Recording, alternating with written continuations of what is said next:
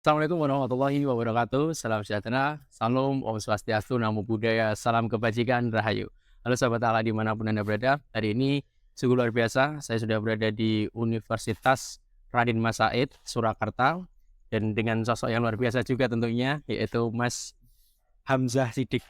Hamzah Siddiq atau Muhammad Hamzah Siddiq, Mas? Muhammad Hamzah Siddiq. Muhammad Hamzah Siddiq. Ya. Oke. Jadi sahabat-sahabat, hari ini kita akan ngobrol nih, mengulas mengenai dengan kondisi kita hari ini, yaitu mahasiswa dan gerakannya, Mas. Jadi mungkin dari Mas Hamzah Siddiq sendiri bisa memperkenalkan diri sendiri sih. Eh, ap- Mas Hamzah ini sedang kuliah atau sudah selesai? Terus Mas Hamzah sendiri berasal dari mana gitu? Mungkin bisa disampaikan. Ya, selamat malam, selamat pagi, selamat sore, dimanapun Anda melihat video ini nanti. Semoga salam hangat saya ini menyertai Anda semua. Amin. Perkenalkan, nama saya Muhammad Hamzah Siddiq. Di sini saya sudah sebagai alumni, ya, alumni daripada UIN sendiri.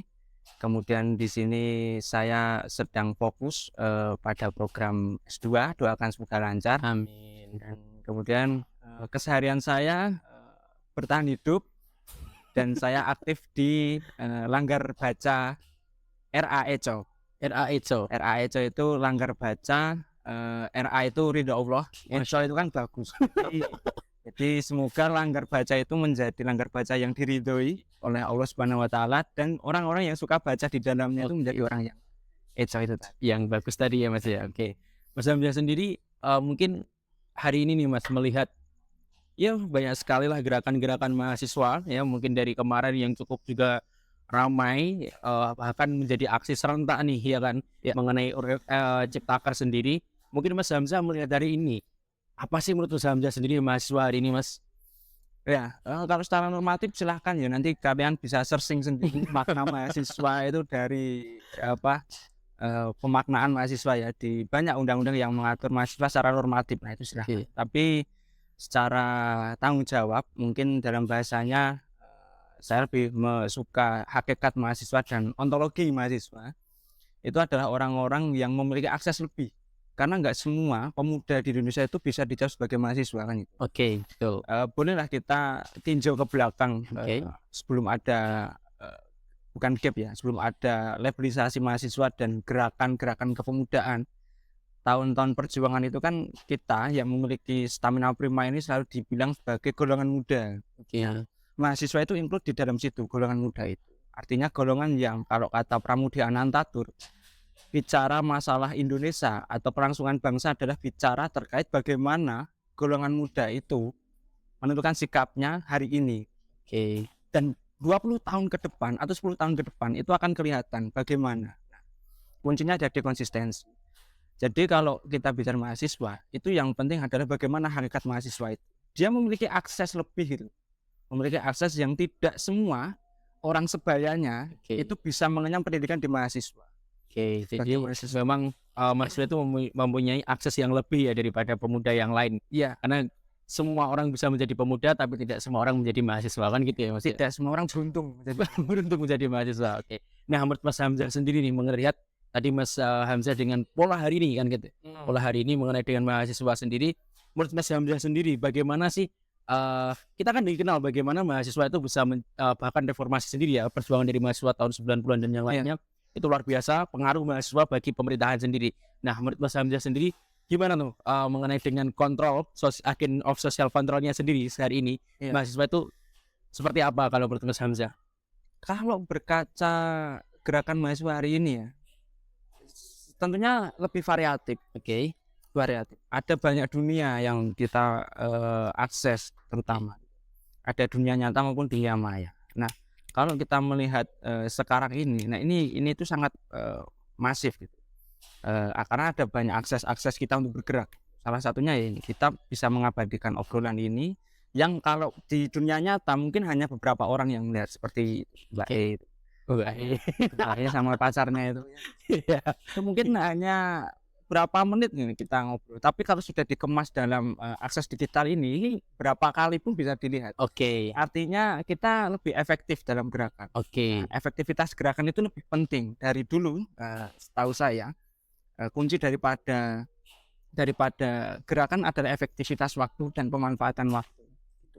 Jadi Ini salah satu contoh dan masih banyak lagi. Kalau kita lihat iklim mahasiswa sekarang, ya kita bisa lihat bagaimana kita masih mengenal adanya demonstrasi secara secara konvensional ya saya sebutnya. Kita terjun ke lapangan, kita konsolidasi bermalam-malam, kita buat kajian kritis, kita saling silang pendapat.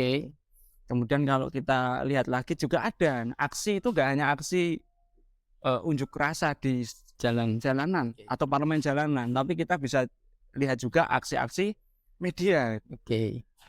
Bahkan kalau melihat kondisi sekarang gitu, penegakan hukum itu cenderung lebih disinyalir ya, lebih peka terhadap apa yang sudah biasanya viral. Viral dulu. Ada banyak kasus, mungkin ada yang dari dulu yang di Kanjuruhan, ada yang polisi dan lain sebagainya, kemudian ada orang yang hilang, kemudian itu viral di Twitter ya kita bahasa atau FYP TikTok, itu mungkin nanti akan langsung dapat respon yang baik gitu.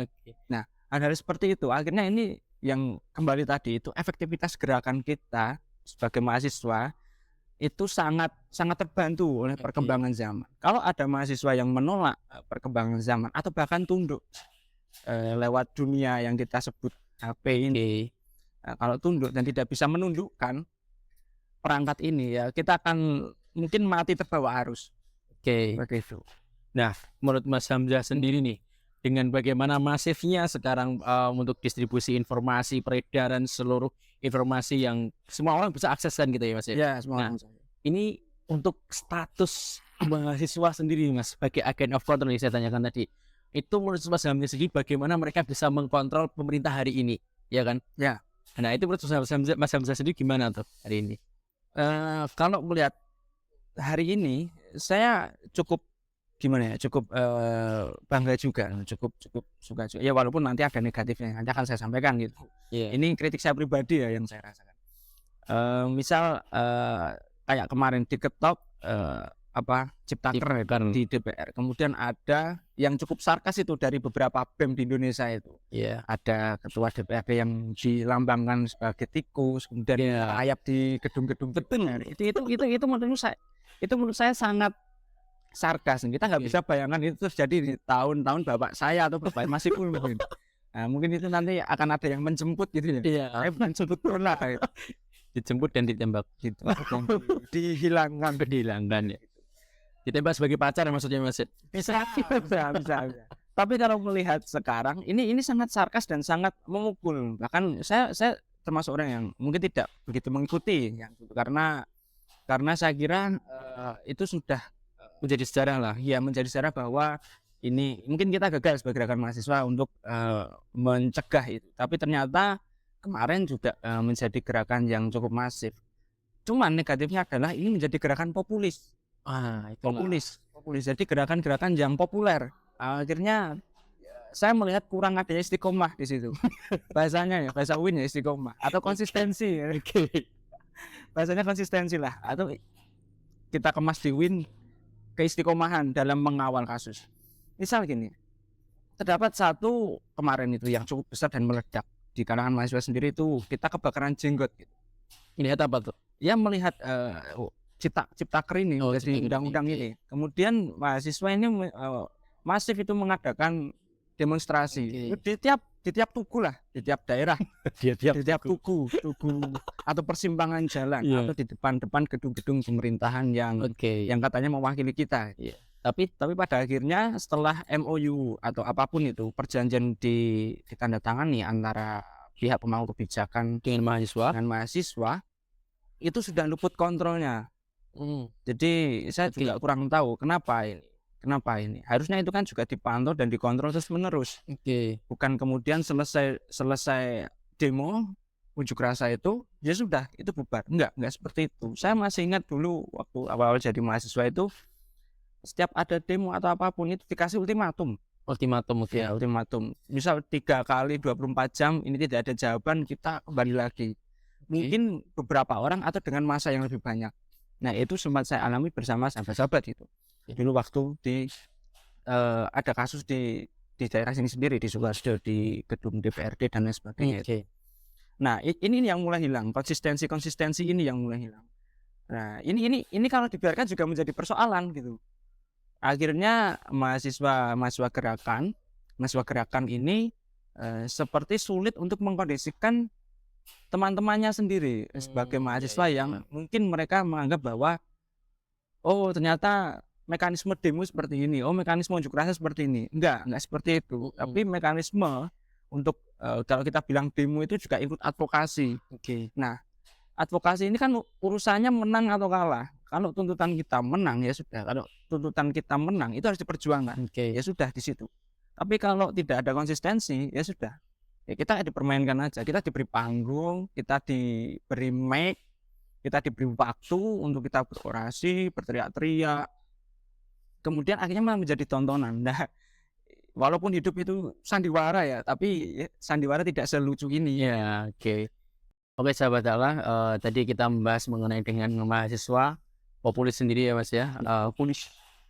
Terus Mas Hamzah sendiri melihat kemarin aksi yang cukup, kalau menurut saya nih ya, menurut saya banyak sekali orang yang oknum mahasiswa yang berkepentingan, mereka mencari panggung untuk show up sendiri, terus FYP ya kan, upload ya, inilah kalau di kampus ya gitu. Ya. Ini kalau di jalan. Nah, menurut Mas Hamzah sendiri bagaimana tuh melihat hal tersebut?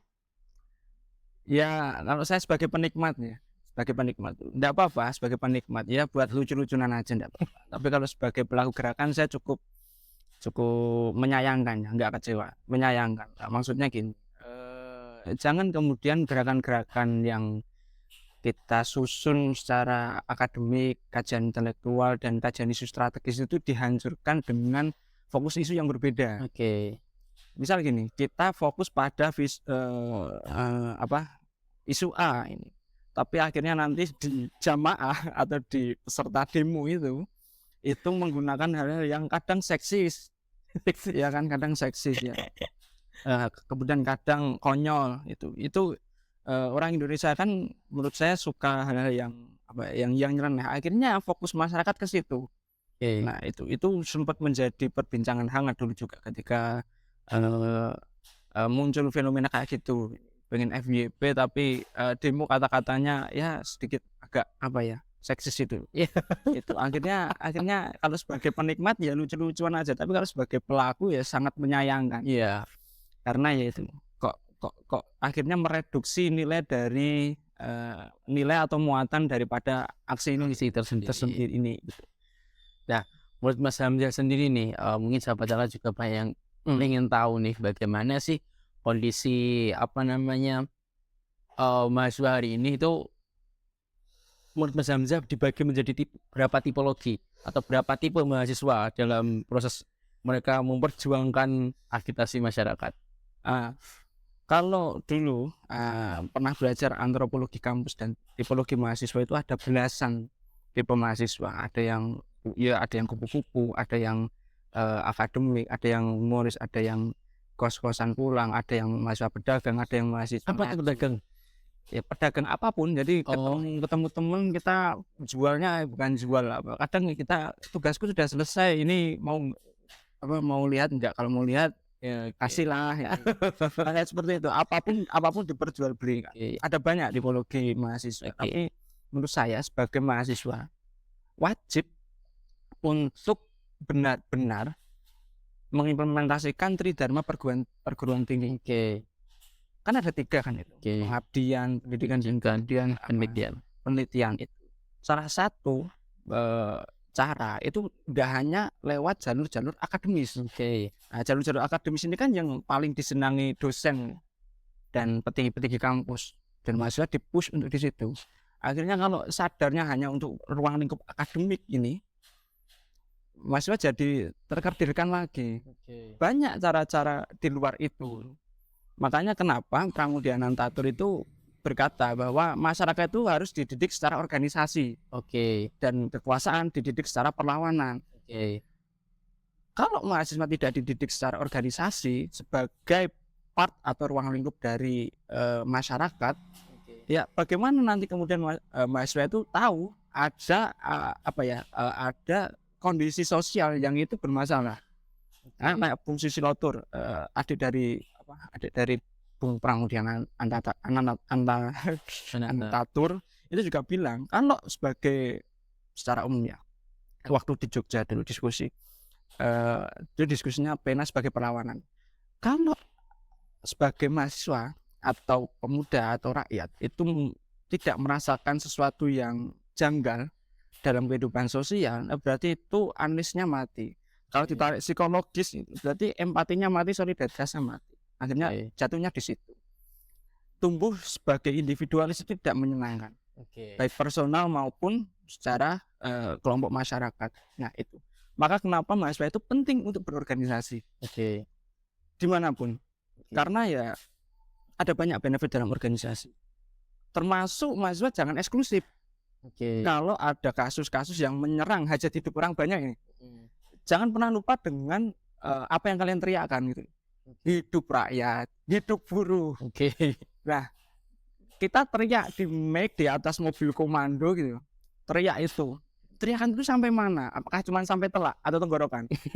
Tapi pada prakteknya kita nggak pernah itu mencium keringat daripada buruh. Kita nggak pernah kan tengah malam kita keliling kota Solo atau Boyolali. Kalian bisa lihat di pinggir-pinggir jalan kota Solo. Kemarin saya habis di Nusukan itu di pinggir-pinggir trotoar itu trotoar apa? Ruko-ruko itu banyak orang-orang yang tidur secara gelimpangan. Di belakang Mall Singapuran itu kalau kita dari keraton itu juga banyak gitu. Akhirnya saya mempertanyakan gitu, ini yang diperjuangan hidup rakyat dan hidup buruh ini rakyat dan buruh yang mana? Kalau mahasiswa tercerabut dari akar gerakannya itu. Nah ini Mas, jadi problem juga nih sahabat-sahabat ya, mengenai dengan ini kan kita generasi Z Mas, itu kan kita dihadapkan dengan pandemi ya yang cukup luar biasa mempengaruhi sektor pendidikan juga sahabat-sahabat. Ini Mas, ini kan kembali lagi ke bagaimana minat dari mahasiswa sendiri untuk berorganisasi tadi. Karena mereka tadi ya disampaikan Mas Hamzah sendiri bahwasanya memang kita perlu loh kalau kita memperjuangkan agitasi masyarakat, kita perlu mencium keringatnya dari masyarakat sendiri. Bagaimana keresahan dari masyarakat sendiri. Nah, ini kan bisa terpantik melalui organisasi tersebut. Sedangkan Mas, ketika di masa pandemi ini mereka banyak sekali yang termakan digitalisasi atau media dan yang lainnya, sehingga kemungkinan mereka berorganisasi sangatlah minim. Nah, menurut Mas Hamzah sendiri sebagai mahasiswa penggerak ya, alumni mahasiswa penggerak kan gitu Mas ya. Alumni mahasiswa ya, tapi masih penggerak. Masih insyaallah istiqomah. Amin. Dan sebagai penggerak sendiri Mas Hamzah, apa yang menurut Mas Hamzah ini jadi solusinya nanti, solvingnya seperti apa mengenai dengan ini mahasiswa yang minim banget untuk berorganisasi? Gini, dulu waktu sebelum pandemik itu kan saya sempat ini diskusi di depan perpustakaan ini ya. Dulu pemantainya dosen saya sendiri. Kemudian kita ngobrolin perkara gadget. Gadget. Aku lupa ini riset mana, tapi saya masih ingat itu dari Oxford. Rata-rata normal orang menggunakan gadget itu antara 3 jam sampai 6 jam per hari. Itu waktu itu dulu dibilang normal sebelum pandemi. Sekarang nggak bisa. Iya, sekarang nggak bisa karena sudah digitalisasi. Rata-rata hampir separuh hidup kita 24 jam itu bersama gadget. Betul sekali. Nah, itu yang pertama. Yang kedua, adanya kemanfaatan teknologi seperti ini ya. Itu kalau saya bicara dulu, karena ini tempat kita membuang apapun gitu. Misal gini, dulu saya pernah musuhan kan, kita semua pernah musuhan kan, di dalam tongkrongan atau dalam hubungan sebaya kita. 3 hari itu tontonan kita hanya TV. Itu pun kemudian menjengkelkan atau bahkan membosankan kalau 3 hari. Akhirnya kita mau nggak mau harus keluar lagi. Betul. Mau nggak mau kalau hanya TV tok ya nggak bisa. TV PS yang itu rutinitasnya kalau pernah bermusuhan sama teman-teman satu tongkrongan. Akhirnya ya sudah, kita keluar lagi, bersosial lagi dan selesai. Tapi ini enggak, sekarang di sini pun sudah ada game. Sudah ada Netflix, film, sudah ada YouTube yang isinya itu banyak. Kalau dulu kan sudah paten, jam sekian mungkin SpongeBob, jam sekian mungkin berita, jam sekian mungkin apa. Akhirnya itu menjadi kejenuhan dulu. Sekarang enggak, sekarang TV bahkan sudah tidak dilirik. Kita beralih ke konten-konten yang ada di platform media sosial ini, dan isinya apapun yang kita minta itu ada. Sampai mungkin kita pertama kita jenuh dengan konten di YouTube, kita bisa beralih ke Instagram atau ke TikTok yang konten-kontennya itu adiktif gitu. Oke. Kita bisa lihat-lihat orang-orang joget yang tidak karuan dan lain sebagainya. Nah, memang ini menjadi arus yang cukup berbahaya. Pada akhirnya gitu, kita bisa berbulan-bulan tidak bersosial hanya karena kita menunduk gitu dengan ini, dan kita tunduk di situ. Menurut saya itu akhirnya kalau kita bicara pandemi ada pembiasaan. Kalau di psikologi kan mungkin 3 bulan biasa. Iya. Untuk benar-benar itu jadi permanen. Terpaksa terbiasa, pembiasaan menjadi budaya. Pandemi itu berapa tahun sih?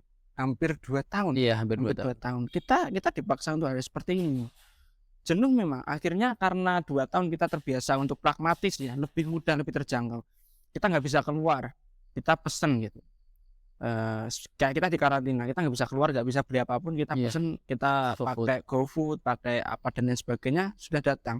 Akhirnya ketika kita sudah, ini kan sudah dicabut ini status PPKM, terus yang saya dengar karena mau mudik dan lain sebagainya ini, akhirnya kayak kita shock kultur lagi. Akhirnya kita untuk mahasiswa yang tidak memiliki jiwa sosial, yang sebelumnya disusun melalui organisasi, itu seperti melihat organisasi itu adalah hal yang rumit.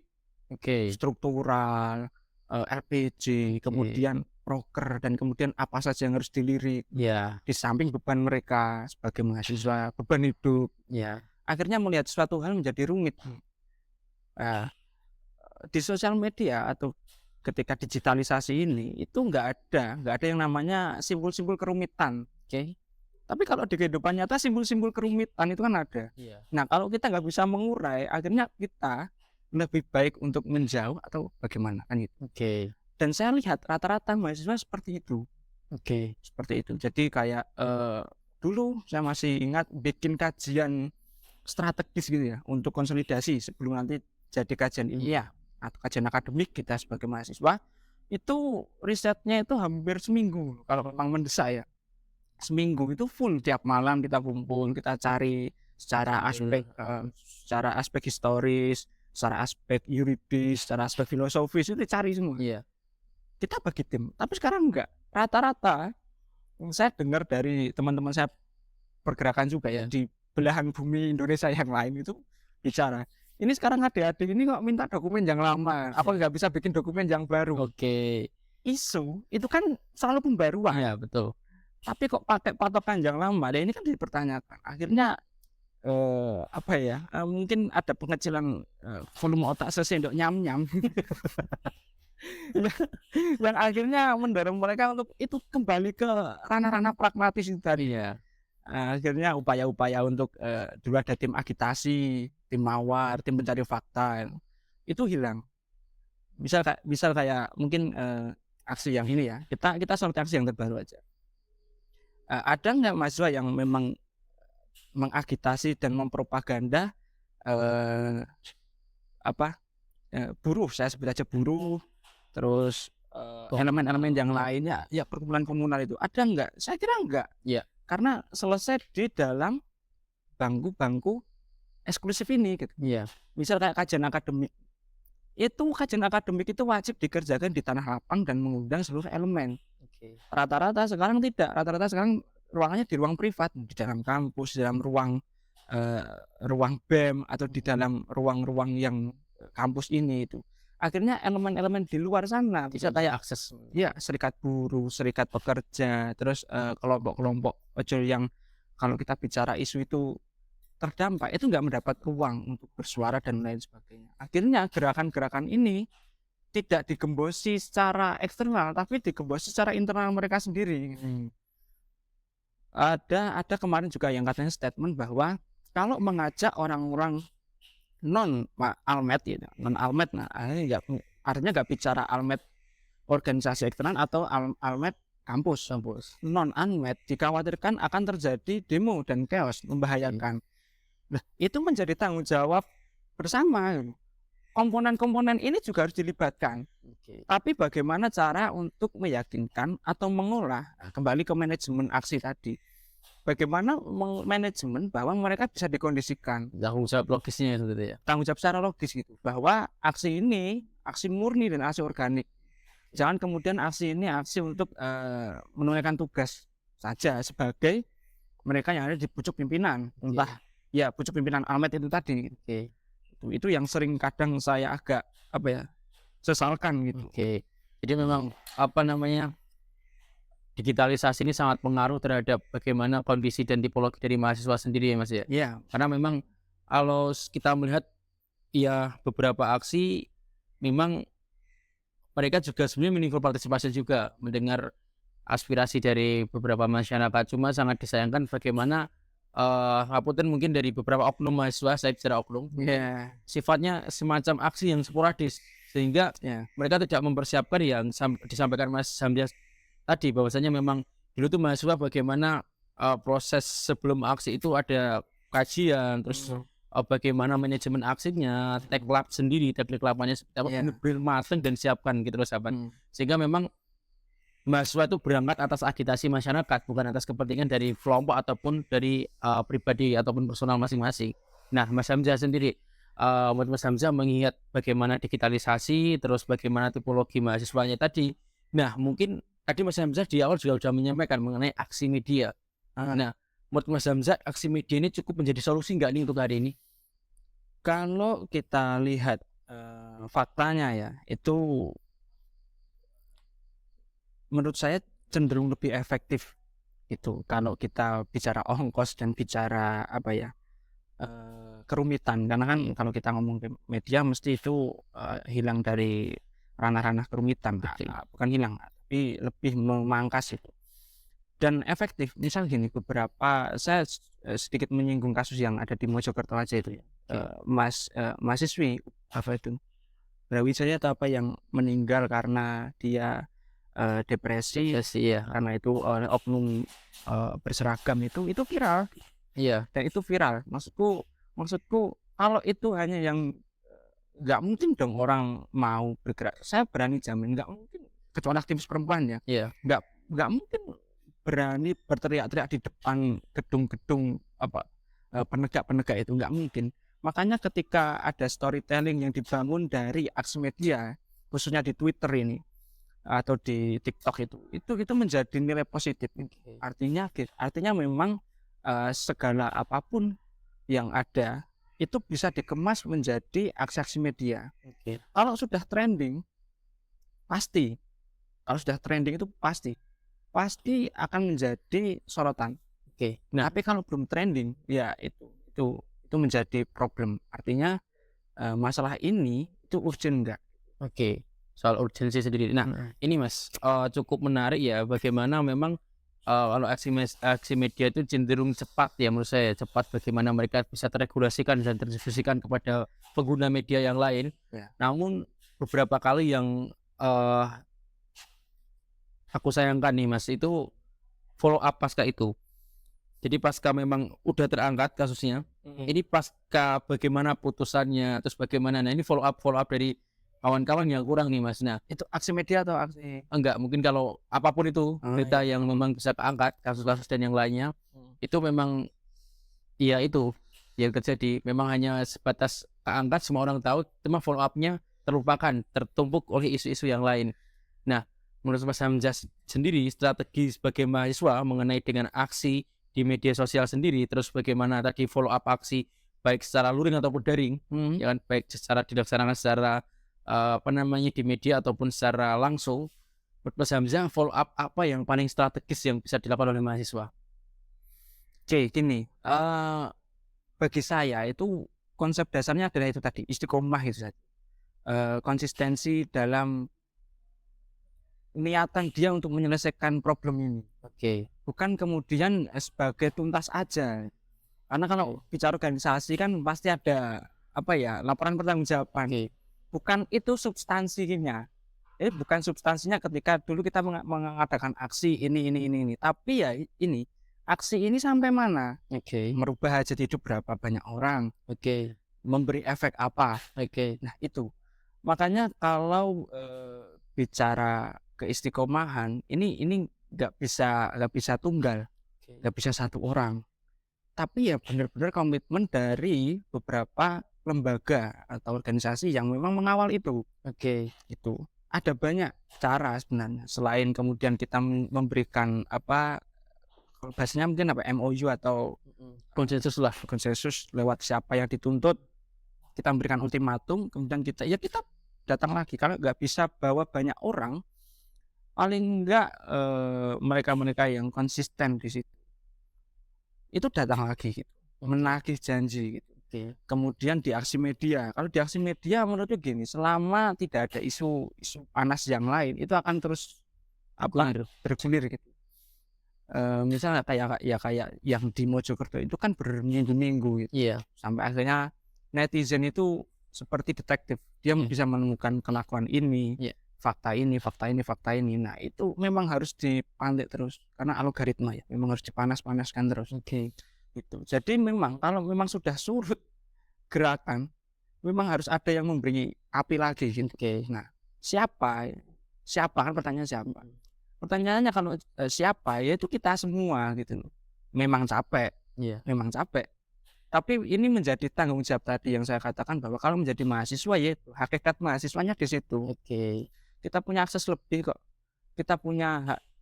Kita juga gini Mas Ibul. Misal kita sebagai presiden BEM, kita melayangkan surat, itu bisa lewat jalur struktural untuk memantau kasus ini. Kalau tidak kita yang memiliki akses lebih ya, yang beruntung ini, bisa nggak supir becak tiba-tiba datang, supir becak tiba-tiba datang ke gedung DPRD atau DPR kemudian masuk, itu kan nggak bisa. Saya kira nggak bisa, pasti ada prosedur yang rumit. Betul. Kalau mahasiswa kadang memberi surat, diterima di disposisi di ACC, disediakan waktu gitu loh. Nah, hal-hal seperti itu. Makanya kalau isu selesai populis ini ya akan menjadi apa ya, budaya yang tidak baik. Kalau bahasanya Budiman. Sahabat Allah semuanya, mungkin ada closing statement nih dari Mas Hamzah untuk sahabat-sahabat di rumah, buat sahabat-sahabat mahasiswa, sahabat-sahabat pemuda yang melihatlah ya, melihatlah semuanya. Apa pesan dari Mas Hamzah? Mungkin gini aja, saya ingin mengutip salah satu buku. Jadi saya beberapa waktu lalu selesai membaca buku, namanya buku Revolusi Iran. Itu buatan Nasir Tamara, yaitu jurnalis yang mendampingi lah, ikut dalam suasana itu di Iran waktu itu. Itu buku terbitan tahun 80, jadi buku asli tahun 80-an. Dan saya dapat itu di Pasar Loak, di mana itu, dekat Geladak. Jadi eman-eman buku sebagus itu kok dijual, saya juga nggak tahu itu alasan pemiliknya dulu. Tapi di catatan milik buku itu ya, ada catatan dari pemilik aslinya itu, ada tulisan gini, dimanapun revolusi itu berada, itu dimulai dari siapapun dia yang berani. Maka jadilah orang yang barisan pemberani itu. Maka jadilah orang dari barisan pemberani itu. Jadi kita sebagai mahasiswa ini kan nanti akan mewarisi ya, di pundak kita itu memikul beban tugas negara. Jadi kedepannya kalau kita tidak berani untuk misal melawan sistem yang merugikan, ya kita nggak akan pernah merasakan apa itu revolusi gitu. Makna dari catatan itu saya maknai seperti itu. Jadi kalau di lingkup pertemuan saya kan Nahdohi apa ya, bangkit. Makanya ada orang-orang Nahdiyin, ini kan orang-orang yang bangkit. Siapa saja kan orang-orang yang bangkit. Apa kemudian Nahdiyin mau maknai orang-orang bangkit itu adalah orang-orang NU sendiri? Enggak. Atau orang-orang apa. Jadi semua orang itu harus bangkit. Baik kayak di lagu ya, buruh, tani, mahasiswa, rakyat miskin kota, itu harus kita bangkitkan. Petani, nelayan, semuanya itu harus kita bangkitkan. Bangkit untuk apa? Ya untuk meraih apa yang seharusnya didapat. Tujuannya yaitu minimal kalau nggak bisa merubah tatanan dunia, ya kita mengusahakan untuk keadilan sosial bagi seluruh rakyat Indonesia. Mungkin itu aja. Terima kasih. Terima kasih banyak Mas Hamzah atas waktunya. Mungkin itu dari kita sahabat-sahabat Allah. Semoga menginspirasi sahabat-sahabat semuanya dan meningkatkan giroh dari sahabat semuanya untuk bergerak dan memperjuangkan aspirasi rakyat dan semuanya. Mungkin itu sahabat-sahabat semuanya. Akhir kata, wallahumma fiq ila aqwamit thoriq. Wassalamualaikum warahmatullahi wabarakatuh. Waalaikumsalam. Terima kasih.